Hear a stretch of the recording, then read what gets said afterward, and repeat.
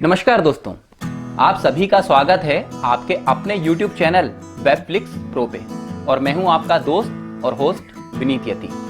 दोस्तों, आज मैं भोपाल आया हूं और यहां हमारे साथ जुड़े हैं मनोज रावत जी। मनोज रावत जी, जिनका 45 साल का एक्सपीरियंस है। इन्होंने थिएटर में, फिल्म में, वेब सीरीज में, एड फिल्म में, इन सभी में बहुत बढ़िया अभिनय किया हुआ है। आइए तो उनसे मिलते हैं। सर, आपका बहुत बहुत स्वागत है। नमस्कार, मैं मनोज रावत, एक रंगकर्मी। मैं पिछले 40-45 सालों से रंगमंच के क्षेत्र में जुड़ा हुआ हूँ। मैंने काफी वरिष्ठ निर्देशकों के साथ काम किया है। सर्वश्री बाबा कारन साहब, बंशी कोल जी, अलकनंदन जी और भोपाल के वरिष्ठ रंगकर्मी निर्देशक श्री मांगीलाल जी शर्मा जी, नजीर कुरैशी जी, गेजी त्रिवेदी जी, अभय दुबे जी, बालेंद्र सिंह जी और निजाम पटेल, इन लोगों के साथ मैंने काम किया है। और अभी मैं इंडस्ट्री से जुड़ा हुआ हूँ। मैंने फिल्में की हैं। फिल्म राजी, जो कि एक बड़ा प्रोडक्शन हाउस है, धर्मा प्रोडक्शन, निर्देशक थी सुश्री मेघना गुलजार जी। मैंने उसमें एक पानवाले का रोल किया था। उसके अलावा मैंने पाइट पाइपर की राजपाल यादव जी के साथ, और वेब सीरीज की रंगबाज फिर से स्टार प्रोडक्शन की, उसमें एक पॉलिटिशियन का रोल किया। मेरे देश की धरती, उसमें एक रिकवरी एजेंट का रोल था।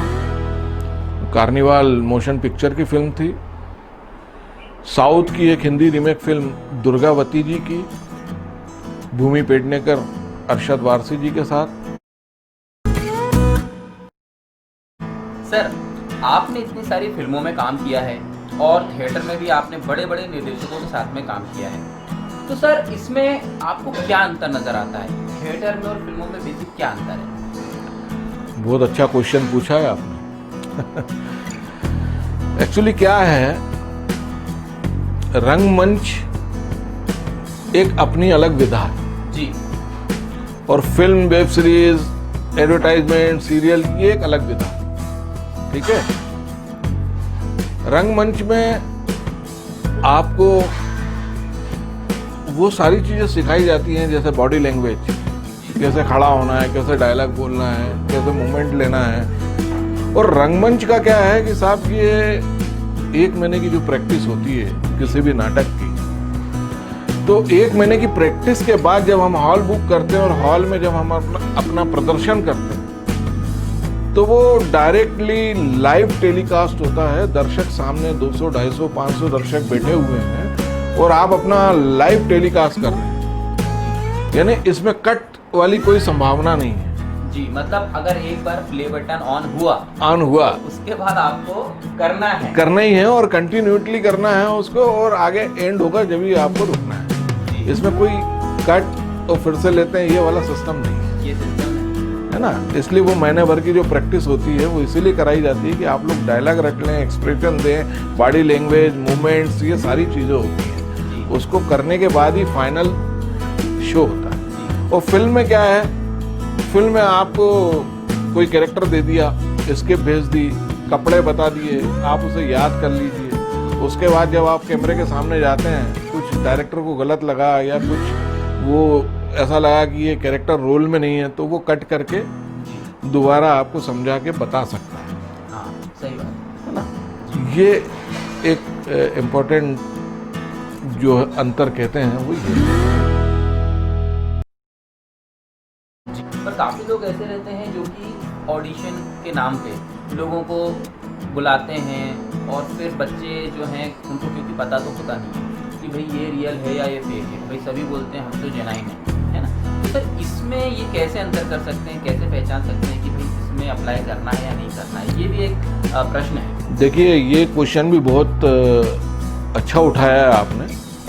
क्या होता है कि जो फेक ऑडिशन लेता है वो साफ साफ आपसे बोल देता है कि आप हमें इतने का मनी ऑर्डर कर दीजिए, इतने का आप हमें ड्रॉप भेज दीजिए, इतने का आप हमें गूगल से ट्रांसफ़र कर दीजिए पेमेंट, तो समझ लीजिए कि वो फ्रॉड है।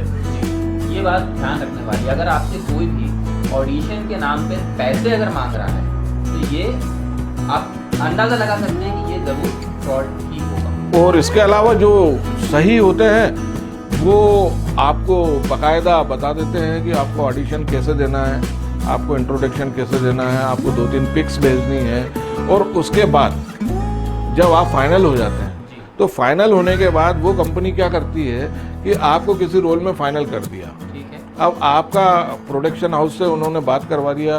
प्रोडक्शन हाउस का एक आदमी आपसे बात करेगा कि साहब आपको मैं 1 दिन का काम दे रहा हूँ, 2 दिन का दे रहा हूँ, 5 दिन का दे रहा हूँ, महीने भर का दे रहा हूँ, और मैं आपको फला इतने इतने पैसे आपको पर डे दूंगा, इससे ज़्यादा नहीं दूंगा जी। अब उसमें नेगोशिएशन हो या ज़्यादा हो या कम हो, वो आपकी कैपेसिटी है कि आप कितना डिमांड करते हैं और वो कितना एक्सेप्ट करते हैं। उसमें जो आपको कास्टिंग करवाता है यहाँ का लोकल बंदा, वो आपसे साफ बोलता है कि जिस दिन आपको फिल्म आपकी कंप्लीट हो जाती है उसके बाद वो 40-45 दिन में उनका पैसा मुंबई से आता है, आपके डायरेक्ट खाते में आता है, डायरेक्ट अकाउंट में आएगा, आपके अकाउंट में। ठीक है। अब वो आपसे जो जिसने कास्टिंग करवाई है वो आपसे बोलता है कि मुझे 15%, 20%, 25% आपने जो पर डे लिया है उसमें से मुझे चाहिए। हाँ, जो भी उसकी नॉमिनल फीस, जो भी नॉमिनल है, तो वो सही होता है जी, मतलब देना भी चाहिए जी।